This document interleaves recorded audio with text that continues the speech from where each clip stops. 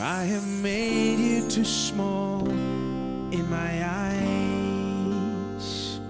Oh Lord, forgive me.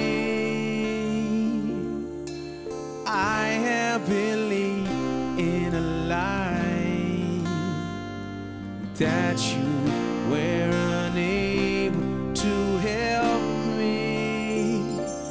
But now, oh Lord, I see my wrong. Heal my heart and show yourself strong. And in my eyes and with my soul, oh Lord, be magnified. Oh Lord, be magnified.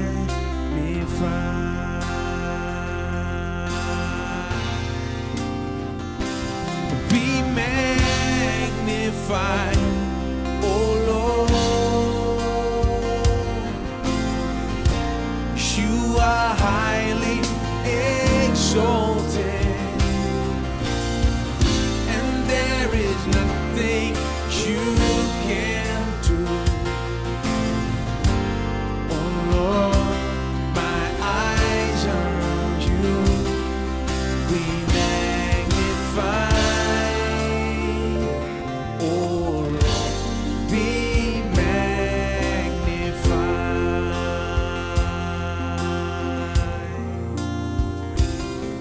I have leaned on the wisdom of men. Oh Lord, forgive me. I have responded to them with your light and your mercy. But now, oh Lord, I see my wrong. Heal my heart and show yourself strong. And in my eyes and with my soul, oh Lord, be magnified. Oh Lord, be magnified.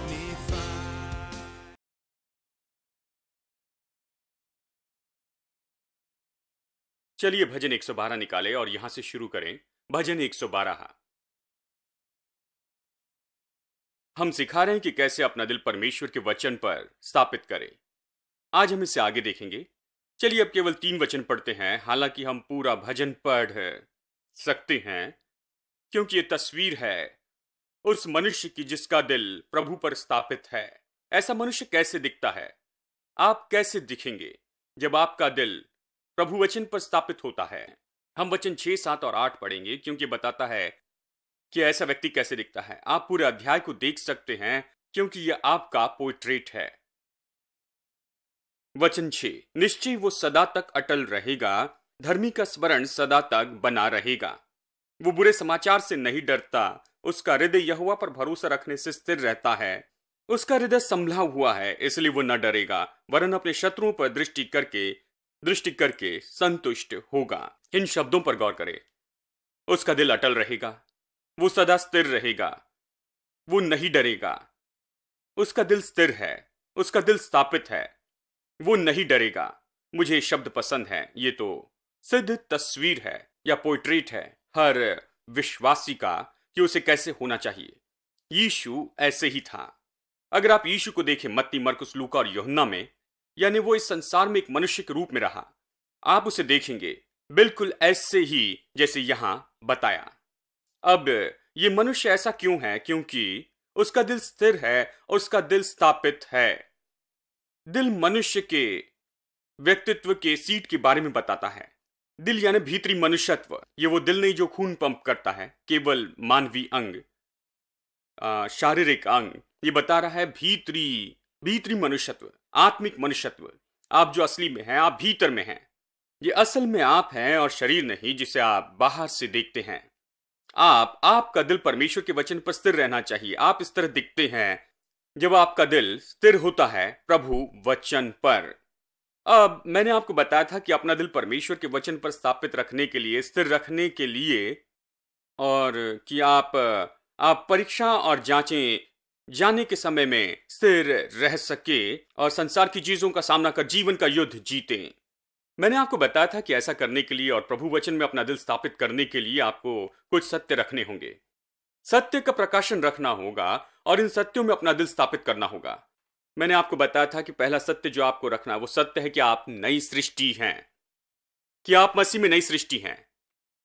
क्या आप ये जानते हैं? क्या आप जानते हैं कि आप नई सृष्टि हैं? पुरानी बातें बीत गई है, सब कुछ नया हो गया है। जब तक कोई व्यक्ति इसे नहीं समझता है तो उसके मसीह जीवन में बढ़ने की संभावना नहीं होती है। जब तक ये व्यक्ति इसे नहीं समझता कि भूतकाल को भूल जाए और आगे बढ़े जो प्रभु ने उसके लिए रखा है उसमें, कि वो नई सृष्टि है, उसकी स्लेट मिटा दी गई है, वो पूरी साफ हो चुकी, ये नई शुरुआत है। ये नई शुरुआत है उस दिन जब उसने यीशु में विश्वास किया था और अब उससे अपने जीवन में नए अध्याय लिखने हैं।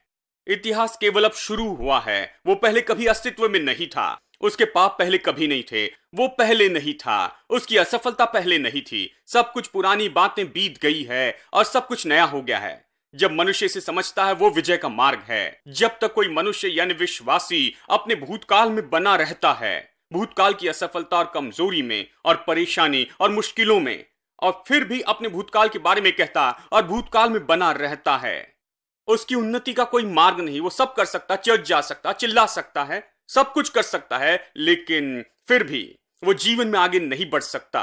दूसरा सत्य जो उसे वहां पर रखना होगा वो सत्य है कि वो महान आप में रहता है। आपको उसके बारे में सचेत रहना होगा, उसके बारे में जो आपके अंदर रहता है, उस शैतान से और शत्रु से और बाकी सारी बातों से ज्यादा। जब आप अपनी समस्या देखते हैं तो आपको कहना होगा कि यीशु जो मुझ में है वो मेरी समस्या से बड़ा है। जब आप शैतान को काम करते देखें तो आपको कहना है कि जो मुझ में काम करता है वो उस शैतान के काम से बड़ा है। आपको हमेशा उसके बारे में सचेत रहना है कि जो आप में रहता है वो आप इस संसार में जिन चीजों का सामना करते हैं उससे भी बड़ा है। फिर मैंने आपको तीसरी बात सुनाई थी कि वो है धार्मिकता के बारे में, कि आप कैसे मसीह में परमेश्वर की धार्मिकता हैं। आपको अपनी धार्मिकता के बारे में ये सत्य रखने होंगे कि आप कैसे परमेश्वर की धार्मिकता हैं। अब ये ऐसा कुछ है जिसे समझना बहुत से लोगों के लिए मुश्किल है, क्योंकि मसीह चर्च ने पाप की सचेतता पर गौर किया है। मसीह कलीसिया ने पाप की सचेतता को बढ़ावा देने पर गौर किया है और उन्हें पापी जैसे महसूस करवाया, पाप और पाप की सचेतता पर। इसलिए आज विश्वासियों को यह विश्वास करना मुश्किल होता है कि वो सच में परमेश्वर की धार्मिकता है मसीह में। जब भी मैं सिखाता हूं तो पाता हूं कि लोगों को समझना और जानना बहुत मुश्किल होता है कि वो कैसे मसीह में परमेश्वर की धार्मिकता है। ये ऐसा नहीं कि उनके पास कुछ धार्मिकता है, लेकिन जो धार्मिकता उनके पास है वो धार्मिकता तो स्वयं परमेश्वर की धार्मिकता है। स्वयं परमेश्वर उनकी धार्मिकता है। बाइबल इसी तरह से बताती है। ये नहीं कहती कि कुछ धार्मिकता दी है, ये कहती है परमेश्वर उनकी धार्मिकता है। पहला कुरिन्थियों 1:30 कहता है कि मसीह हमारी धार्मिकता हो गया है।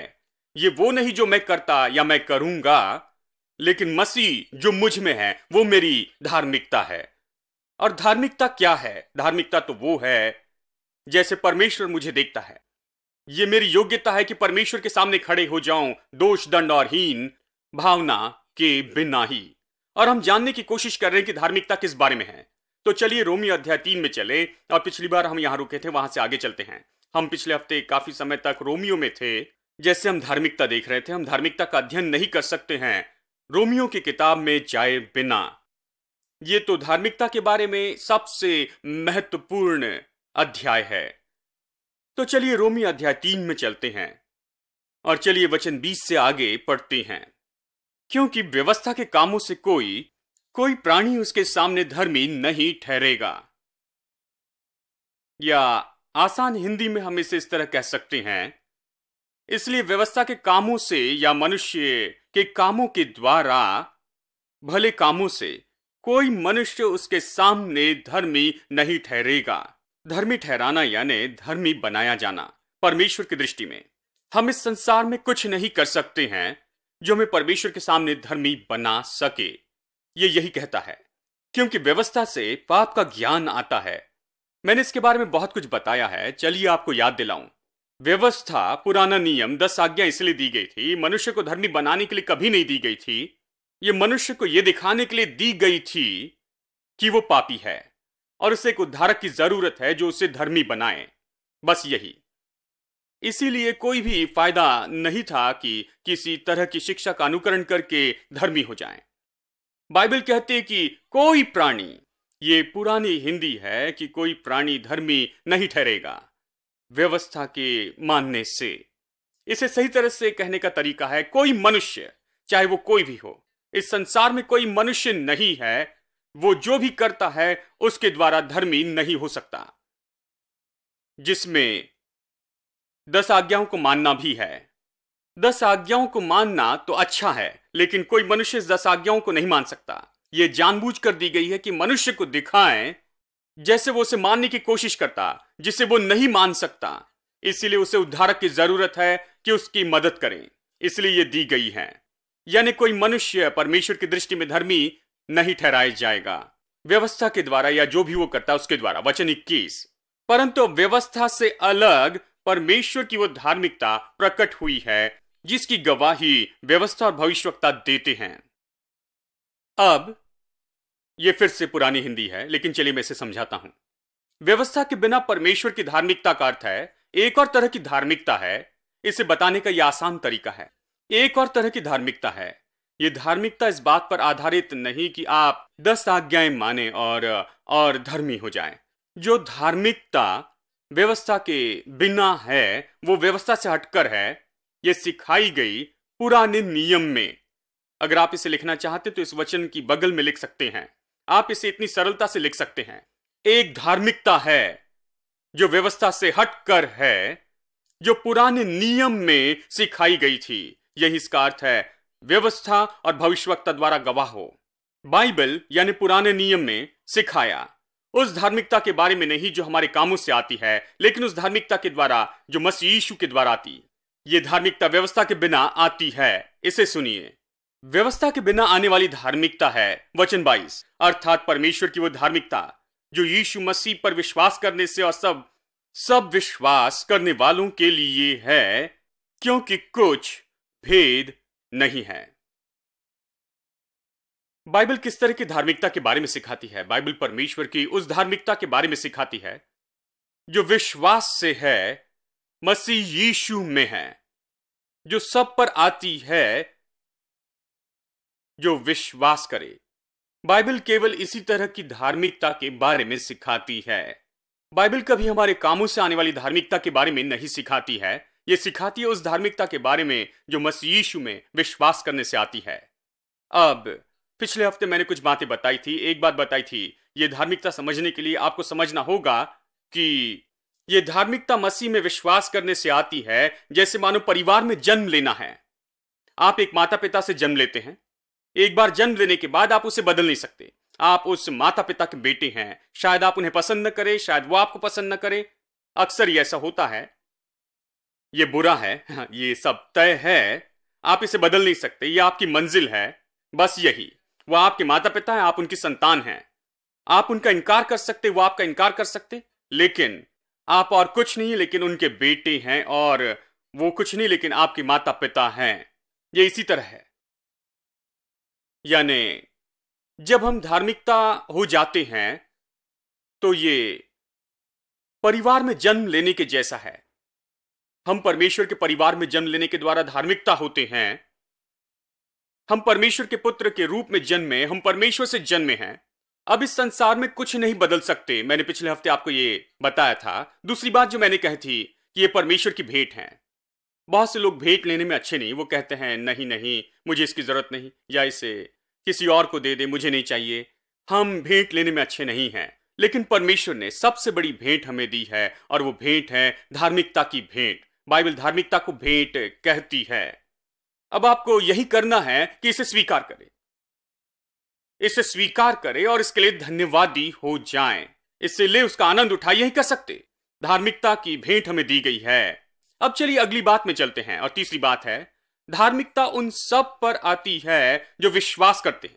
या ये हर विश्वास करने वालों से पाई जाती है। जो भी विश्वास करता है वो धार्मिकता पा सकता है। मैंने अभी जो वचन पढ़ा वो यही कहता है, अर्थात परमेश्वर की वो धार्मिकता जो मसीह यीशु पर विश्वास करने से और सब विश्वास करने वालों के लिए है, क्योंकि कुछ भेद नहीं है, इसलिए कि सब ने पाप किया और परमेश्वर की महिमा से रहित हैं। सब लोग पापी हैं। परमेश्वर देखता है, मनुष्य को वहां से देखता है और परमेश्वर कहता है कि सब ने पाप किया। अब हम एक दूसरे को देखकर कहते हैं, हां मैं उस व्यक्ति से बेहतर हूं। जी मैं सहमत हूं कि आप अपने पड़ोसी से बेहतर हैं। शायद आप अपने सामने वालों से बेहतर होंगे क्योंकि आप इसे अलग तरह से देखते हैं। आप इस तरह से देखते हैं, कहते हैं हां वो बुरा है, मैं अच्छा हूं। लेकिन परमेश्वर में वहां से देखता है, वो देखता है जैसे यहां पर किसी ऊंची बिल्डिंग पर जाते हैं, 14 मंजिल से जब नीचे देखते हैं, आप बता नहीं सकते कि कौन नाटा और कौन लंबा है। सब एक ही कद के दिखते हैं। एक बार इतनी ऊंचाई पर जाने के बाद आप एक दूसरे का फर्क नहीं बता सकते हैं। वहां से वो सब एक जैसे दिखते। वहां से देखने पर जब प्रभु मनुष्य को देखता है, परमेश्वर कहता है कि सब ने पाप किया और परमेश्वर की महिमा से रहित हैं। हम नहीं कह रहे हैं कि मैं सबको कैसे देखता हूं। मैं ये नहीं कह रहा कि मैं आपको कैसे पापी के रूप में देखता हूं। नहीं नहीं, मैं सबको पापी के रूप में नहीं देखता। कुछ लोग बहुत अच्छे दिखते हैं, कुछ लोग बहुत बुरे होते हैं, मैं ऐसे ही देखता हूं। लेकिन चर्चा कर रहे हैं हम कि परमेश्वर लोगों को कैसे देखता है। परमेश्वर कहता कि सब परमेश्वर की महिमा से रहित हैं। उन्होंने पाप किया और परमेश्वर की महिमा से रहित हैं। सब लोग बस यही हैं। लेकिन फिर यह कहता है, परंतु उसके अनुग्रह से उस छुटकारे के द्वारा जो मसीह यीशु में है, सेंत में धर्मी ठहराए जाते हैं। अब जिन लोगों ने पाप किया और परमेश्वर की महिमा से रहित हैं, वो धर्मी बनाए जाते, धर्मी होते हैं परमेश्वर के अनुग्रह से, छुटकारे के द्वारा। मैं सोचता हूं कि बाइबल में सबसे महान वाक्य है, सबने पाप किया। बाइबल कहती कि सबने पाप किया, लेकिन अगला वचन कहता है कि परमेश्वर सबको पापी देखता है। फिर अगला वचन कहता है कि ये पापी मुफ्त में धर्मी ठहराए जाते उसके अनुग्रह के द्वारा, उस छुटकारे के द्वारा जो यीशु मसीह में है। परमेश्वर सबको पापी देखता है, लेकिन फिर उसने यीशु अपने पुत्र को भेजा और उस छुटकारे के द्वारा जो कलवरी पर दिया गया, वो उन्हें धर्मी ठहराता, उन्हें धर्मी बनाता है। बाइबल हमें यही सिखाती है। तो इस पर विश्वास करें, विश्वास करें कि आप इस संसार में जन्मे हैं, और जब आप जन्मे हैं इस संसार में पापी के रूप में जन्मे, आप पाप में जन्मे। दाऊद कहता है कि मेरी मां ने मुझे पाप में धारण किया, कि पाप में मेरी मां ने मुझे धारण किया है। उसका क्या अर्थ था? यह कि जब मैं जन्मा, पाप पहले ही मुझ में जुड़ा था, मेरे मनुष्य के स्वभाव में जुड़ा था। मैं इसी दशा और परिस्थिति में जन्मा था। मुझे पापी बनने के लिए पाप करने की जरूरत नहीं थी। मेरे पाप करने से पहले ही मैं पापी था। हेलो, मैं तब पापी नहीं बना जब झूठ बोलना शुरू किया। मैं पापी बना मेरी मां की कोख में ही। पाप का स्वभाव मेरे साथ ही जुड़ा था। वो कहता है मेरी मां ने मुझे पाप में धारण किया। पाप का स्वभाव आदम से आया, हमारे पूर्वज से, और आने वाली हर एक पीढ़ी में वो चला गया, सारी पीढ़ी में, एक के बाद एक, केवल जन्म से ही। इसलिए पापी होने के लिए मुझे पाप करने की जरूरत नहीं, बस जन्म लेना है, बस यही, मुझे जन्म लेना है। हेलो, यह समझना बहुत महत्वपूर्ण है। आप सोचते हैं कि पापी होने के लिए आपको पाप करना होगा। नहीं, पापी होने के लिए आपको केवल जन्म लेना है। बस इसी आधार पर मैं आपसे कहता हूं, आपको धर्मी होने के लिए आपको कोई धार्मिकता का काम करने की जरूरत नहीं, बस आपको जन्म लेना है परमेश्वर के परिवार में। आपको बस परमेश्वर से जन्म लेना है। यहां यही सिद्धांत है। यह अद्भुत है ना? मैंने कोई पाप नहीं किया, मैं पापी बन गया। मैं क्या कर सकता हूं मेरे प्रभु? मैंने कुछ बुरा नहीं किया था। एक भी बुरा काम करने के पहले ही मैं पापी बन गया, और एक भी भला काम करने के पहले ही मैं धर्मी बन गया।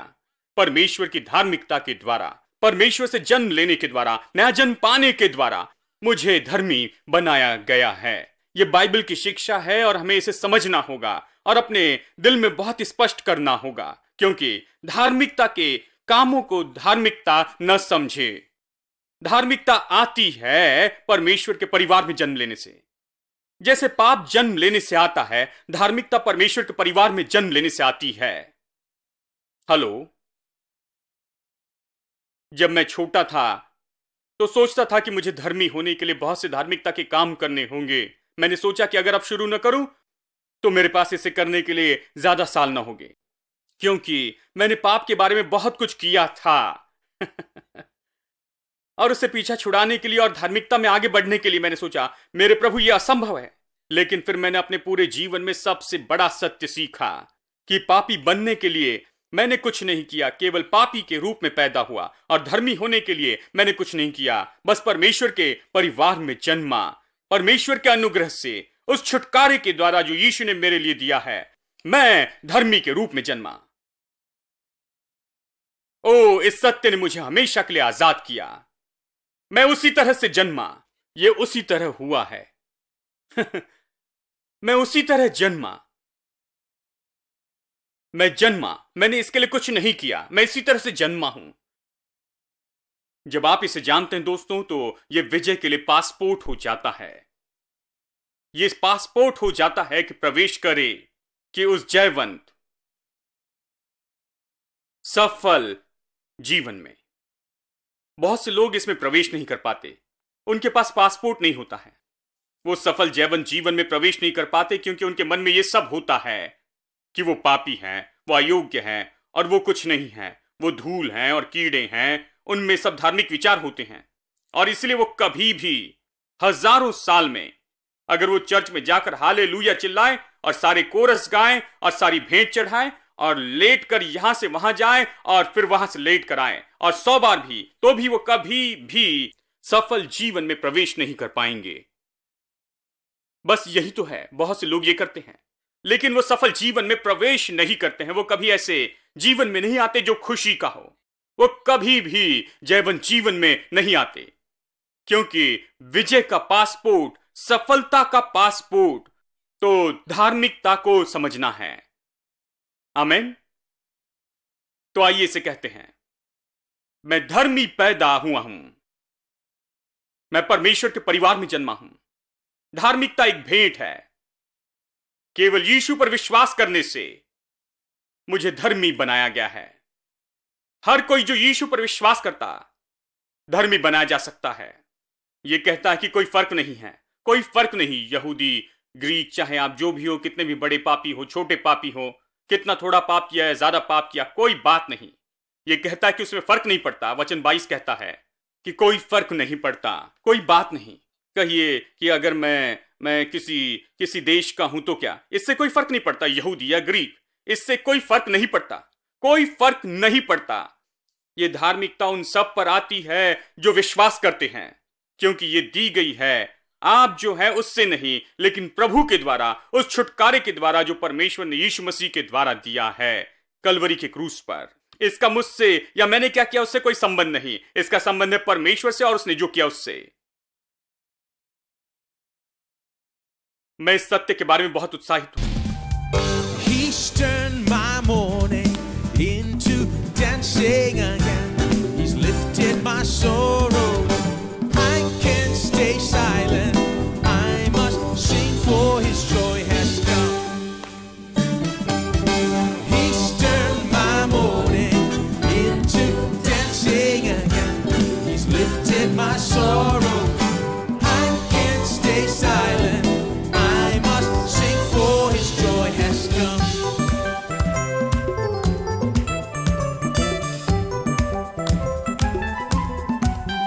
Where there once was only hurt, he gave us healing hand. Where there once was only pain, he brought comfort like a friend. I feel the sweetness of his love piercing my darkness. I feel the bright and morning sun as it ushers in his joyful gladness. He's turned my morning into dancing again. He's lifted my sorrow. I can't stay silent. I must sing for his joy has come.